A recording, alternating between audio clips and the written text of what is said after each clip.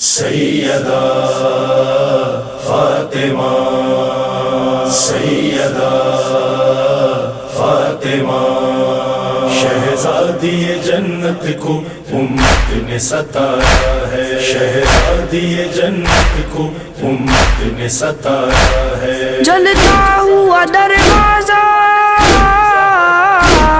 جلتا ہوا دروازہ پہلو پہ گرایا ہے، شہزادی جنت کو امت نے ستایا ہے، شہزادی۔ اعوذ باللہ من الشیطان الرجیم، بسم اللہ الرحمن الرحیم، اللہم صلی علی محمد وآل محمد۔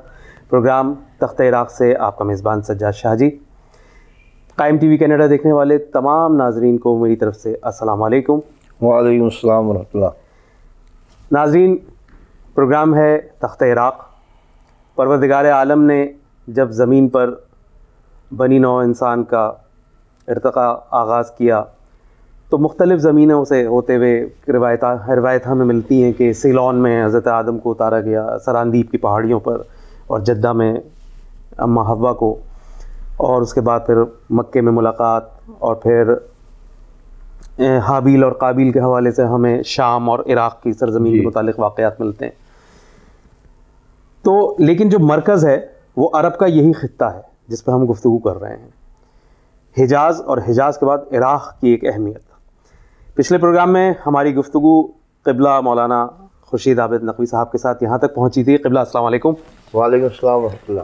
قبلہ کے ساتھ ہماری گفتگو ناظرین یہاں تک پہنچی تھی کہ ہم نے آپ کو بتائی عراق کی معاشرتی، معاشی، تاریخی حیثیت پچھلے دور میں بھی، موجودہ دور میں بھی، اور مولا کائنات کا اس شہر کو اپنا دارالخلافہ بنانا، اور مولا کی شہادت کے بعد امام حسن کا واپس مدینہ منتقل ہو جانا، اور مدینہ میں امام حسن کی شہادت کا واقعہ رونما ہونا، اور امام حسن علیہ السلام کی جس شہر میں شہادت ہوتی ہے وہی شہر آپ کا جائے ولادت بھی ہے، اور یہ وہی شہر ہے جہاں آپ نے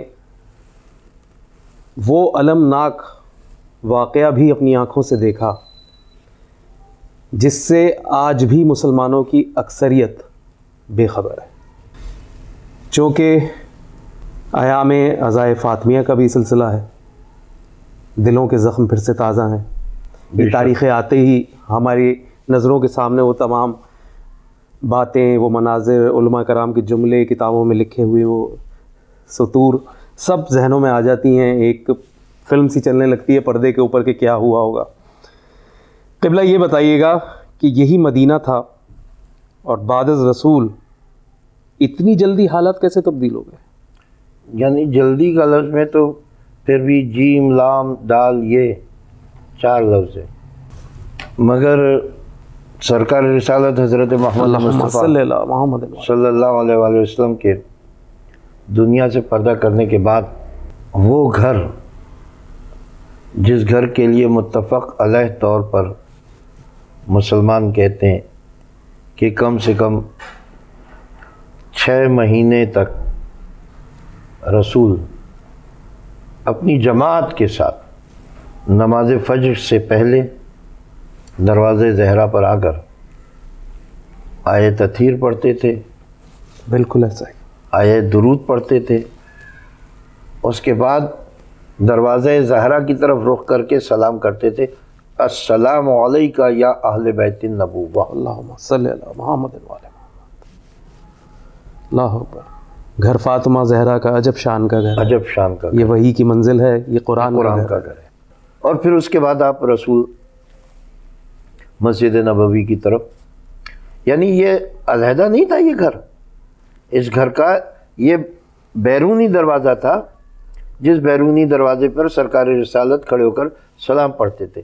اس کا اندرونی دروازہ تو مسجد نبوی میں کھلتا تھا، بالکل ایسے ہی، اور سب دروازے بند کروا دیے گئے تھے سوائے علی و فاطمہ کے دروازے کے، صرف ایک دروازہ کھلا، مسجد نبوی میں، جو مولا کائنات امیر المومنین حضرت علی بن ابی طالب علیہ السلام اور حضرت فاطمہ زہرا صلوات اللہ صلی اللہ علیہ، بالکل ایسے ہی، بالکل ایسے۔ تو اس دروازے، جس دروازے پر رسول، اچھا رسول تو ہماری جان قربان، اس سے بڑا احترام والا کائنات میں کون سی مخلوق ہوگی، رسول سے بڑھ کر تو کائنات میں کسی کا احترام ہی نہیں ہے، کسی کا نہیں، فرشتوں کا بھی وہ احترام نہیں ہے جو سرکار رسالت حضرت محمد مصطفیٰ صلی اللہ علیہ وآلہ وسلم کا احترام ہے۔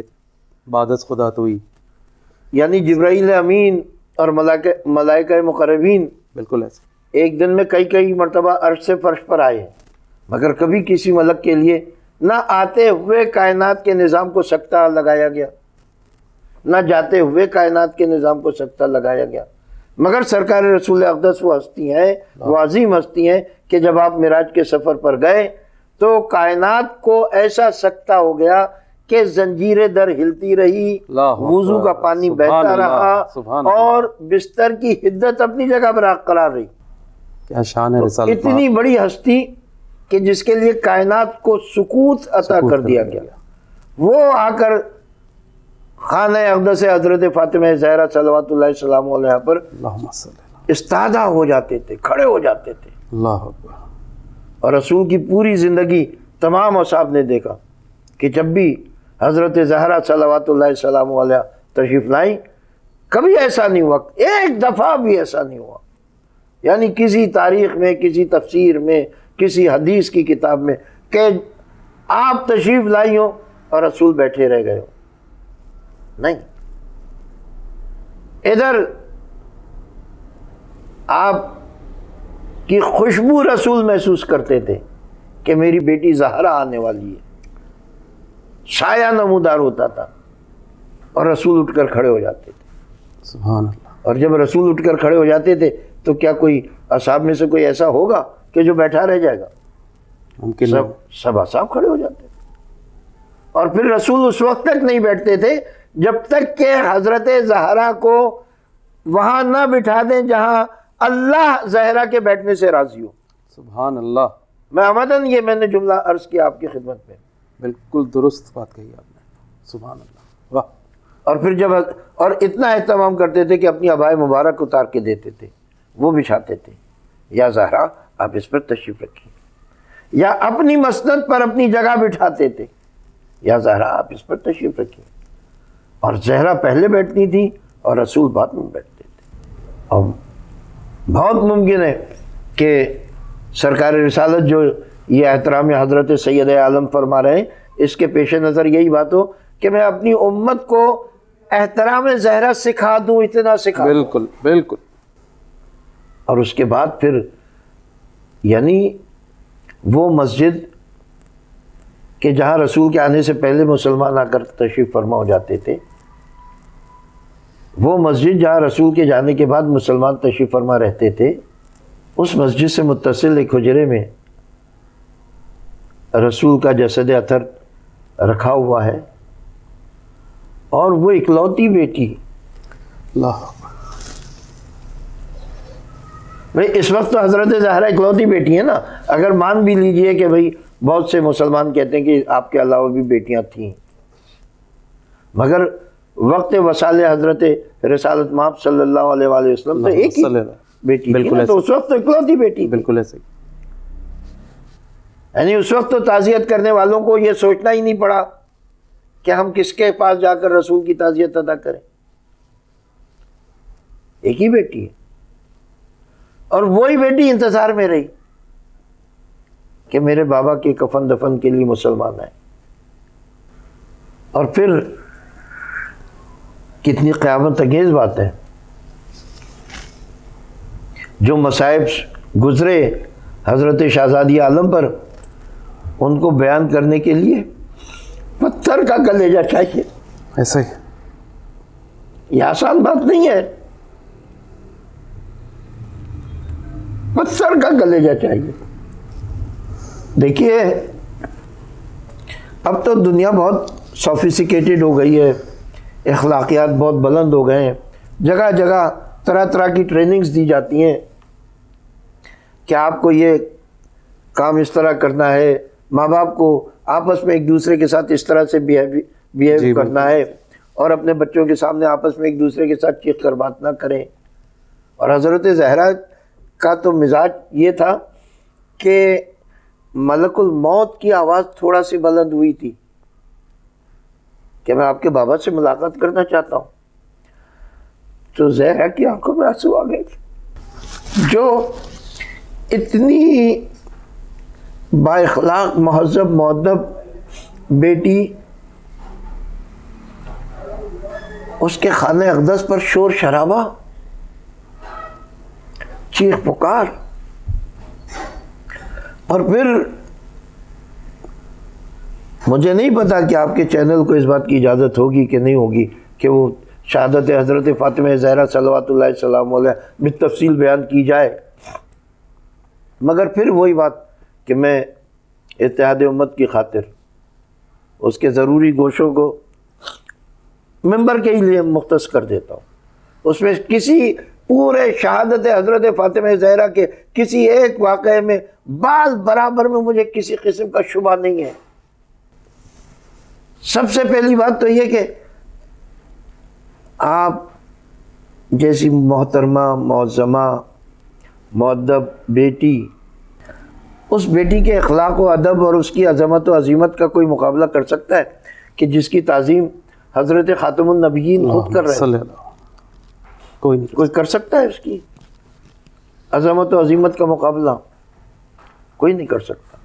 جس گھر سے اخلاق و آداب سکھائے گئے ہو، بالکل پڑوسیوں سے بات چیت کے ادب، جہاں سائل کو جھڑکا نہیں جاتا. اللہ سائل کی خاطرداری ایسے ہوتی ہے کہ رسول کے پاس اصحاب کا مجمع ہے، سائل آ گیا، یا رسول اللہ میں بھوکا ہوں، تہی دست ہوں، تنگ دست ہوں، میری حاجت روائی کیجئے. اور رسول نے پورے مجمع سے پوچھا ہے کہ تم میں سے کوئی شخص ایسا ہے کہ جو اس سائل کی حاجت روائی کرے؟ مجمع پر سکوت ہے. سکوت کا مطلب یہی ہے کہ ہمارے پاس کچھ نہیں ہے.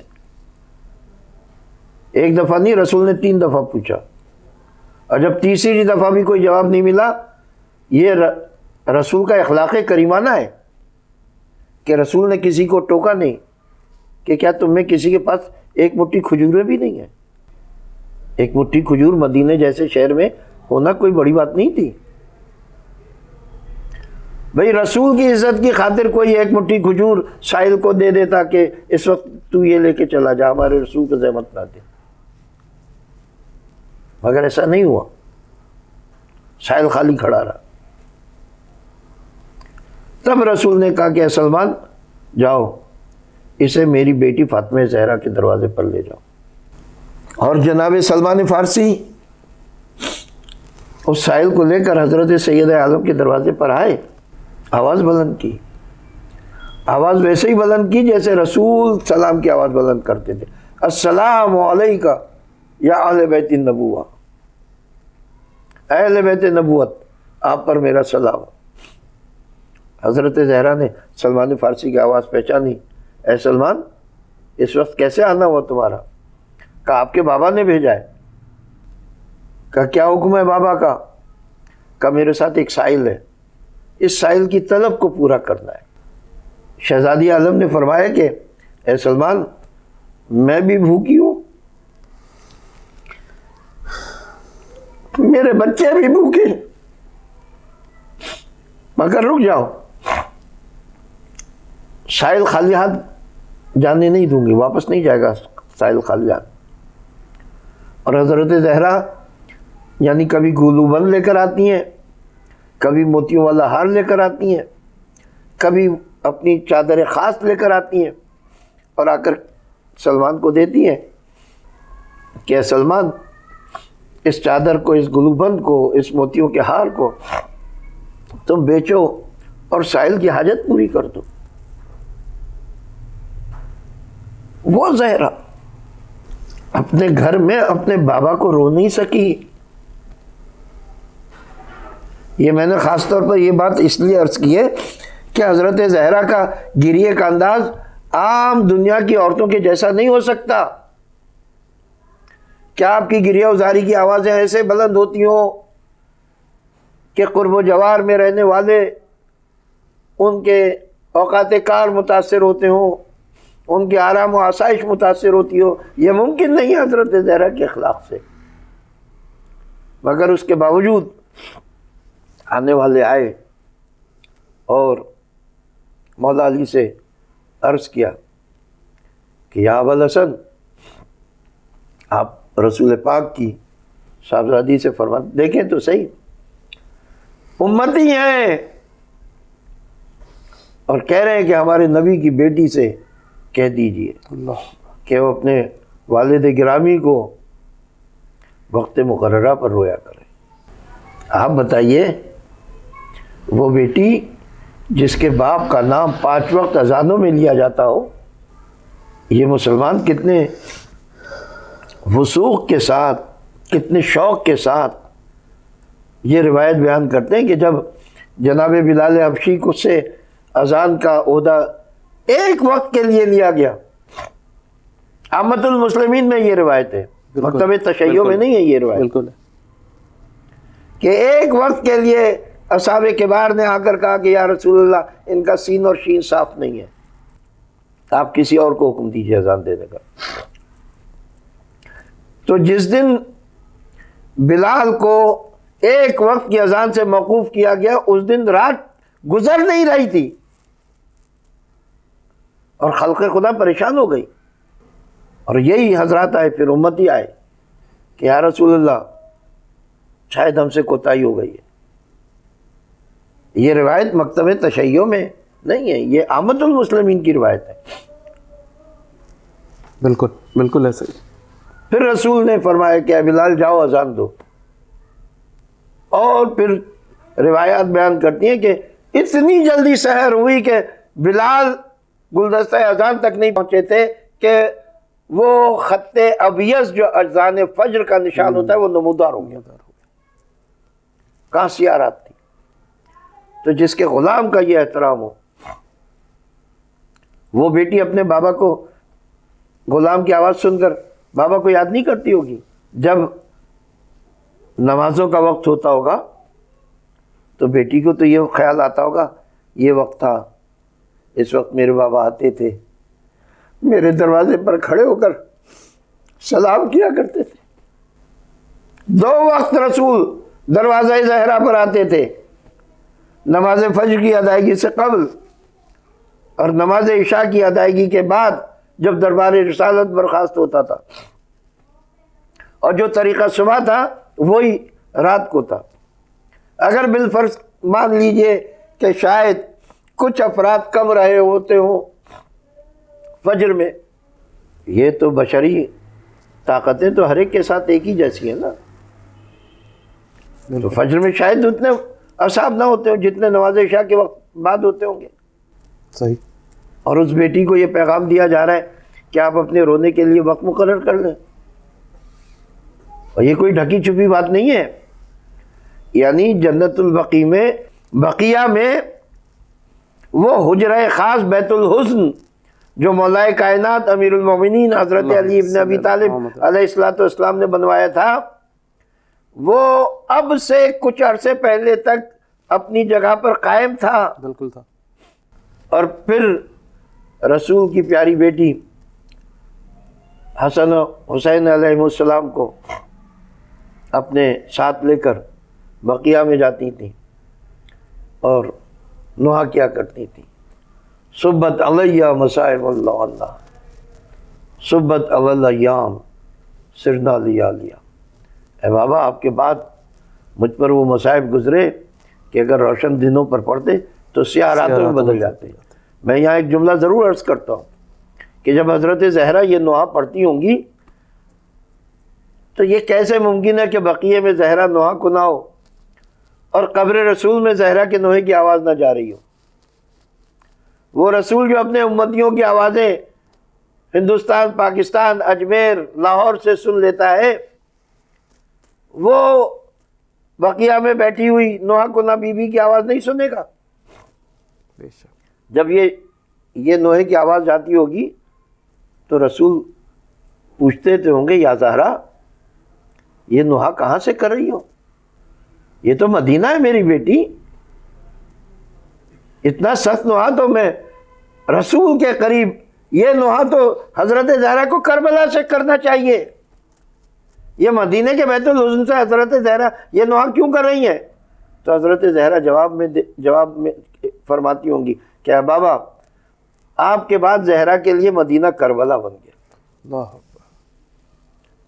گھر بھی جلا، حضرت محسن علیہ السلام شہید بھی ہوئے، علی اسیر بھی ہوئے، اور حضرت زہرا کو دربار میں جا کر اپنا حق جتانا بھی پڑا۔ یہ معمولی بات نہیں ہے۔ اگر آل رسول کو،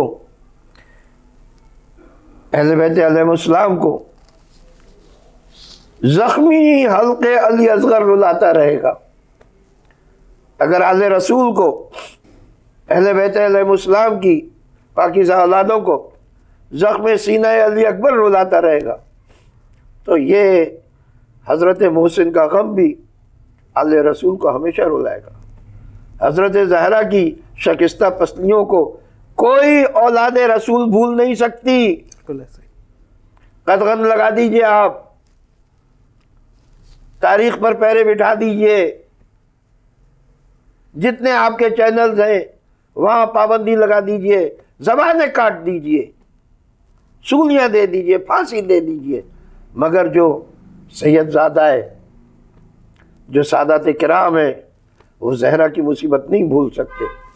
وہ حضرت محسن کو شہزادے علی اصغر کی طرح گریہ کر کے روئیں گے، بالکل۔ وہ حضرت زہرا کی ٹوٹی ہوئی پسلی کے ایک ایک زخم پر ایسے گریہ کریں گے جیسے حسین علیہ السلام کے 1999 زخموں پر گریہ کریں۔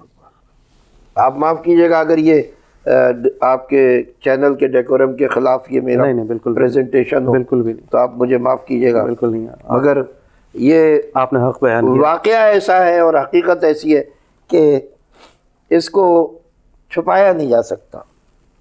اور حضرت زہرا کی مصیبت کو چھپانا حضرت زہرا کی اس حق مودت میں خیانت ہے جس کو اللہ تعالیٰ نے واجب کیا ہے۔ قُلْ لَا أَسْأَلُكُمْ عَلَيْهِ أَجْرًا إِلَّا الْمَوَدَّةَ فِي الْقُرْبَى، وہ اجر مودت جو اللہ نے آیہ قرآنی کے ذریعے واجب کیا، اس کے تحت یہ واجب ہے کہ حضرت زہرا کے مصیبت اور حضرت زہرا کے حق زیادہ سے زیادہ، حضرت زہرا کی عزت و تکریم زیادہ سے زیادہ بیان کی جائے۔ کسی مسلمان کو اس میں شرم محسوس نہیں ہونی چاہیے۔ اللہ تعالیٰ آپ حضرات کی توفیقات میں اضافہ عطا فرمائے، اور میں قائم چینل کے لیے دعا گوں کہ اللہ تعالیٰ اس کو کامیاب ترین منزلوں سے ہمکنار کرے، اور آپ کی صحیح و کوشش کو اہل بیت علیہ السلام خداوند عالم قبول فرمائے۔ الہی آمین۔ وآخر دعوانا ان الحمدللہ۔ ناظرین، رسول اکرم کی دختر جناب سیدہ آج بھی مظلومہ ہیں، بے شک، آج بھی جنت البقیع میں کوئی سایہ نہیں ہے۔ اگر آپ اجازت دیں تو 2 مصرع عرض کر دوں؟ ضرور۔ اے خاک مدینہ یا اے شہر مدینہ، تیری گلیوں میں ابھی تک ایک گمشدہ قبروں کے نشاں ڈھونڈ رہے ہیں۔ اللہ اکبر، اللہ اکبر۔ ہر مومن کا دل ان باتوں سے، اس غم سے آج بھی مغموم ہے۔ دل کرتا ہے اس مقام پہ وہی تسبیح پڑھیں، یا کاشف الکربی عن وجہ الحسین، اور اگر اس کو اردو میں کہوں تو مولانا خورشید عابد صاحب کے والد مولانا سید مسعود الحسن نقوی صاحب کا ہی ایک شعر تھا، حل کر میری مشکل کو تو حیدر کا اسد ہے، حل کر میری مشکل کو تو حیدر کا اسد ہے، یا حضرت عباس علی وقت مدد ہے۔ یہ میرے والد محترم پڑھا کرتے تھے جب ممبر پر تشریف فرما ہوتے تھے، مگر یہ بیت میر انیس کی ہے، میر انیس کی ہے، یہ میر انیس کی، لیکن وہ بہت خوب پڑھا کرتے تھے وہ میرے والد، اور آج بھی وہ جو ہے لوگوں کی سماعتوں میں محفوظ ہے۔ وہ ایسے ہی پڑھتے تھے جیسے اب اسی کنٹرول اور اعتماد کے ساتھ جیسے کوئی صاحب سخن اپنا کلام پڑھا رہا ہو۔ بے شک، بے شک، بہت روشن نام تھا، پروردگار ان کے درجات مزید بلند فرمائے۔ اور اس کے ساتھ ہی پروگرام تخت عراق سے اجازت دیجیے۔ قائم ٹی وی میں اور ہماری پوری ٹیم بہت شکر گزار ہیں مولانا خورشید عابد نقوی صاحب کا کہ انہوں نے ہمیں اپنا قیمتی وقت دیا اور ناظرین کو اس قدر علمی معلومات فراہم فرمائی ہیں، اتنا شعور اجاگر کیا ہے، اور فضائل و مصائب اہل بیت اتنے حق کے ساتھ بیان کیے ہیں کہ اور بالکل انشاءاللہ یہ چیزیں محفوظ رہیں گی ہمیشہ کے لیے، اور یہ ضرور اپنے بچوں کو دکھائیں، ضرور ان کو یہ اویئرنیس دیں۔ تخت عراق سے سجاد شاہ جی کو اجازت دیجیے، اپنا اور گرد و نواح میں سب کا خیال رکھیے گا، دیکھتے رہیے قائم ٹی وی کینیڈا، کیونکہ قائم سے ہے زندگی۔ خدا حافظ۔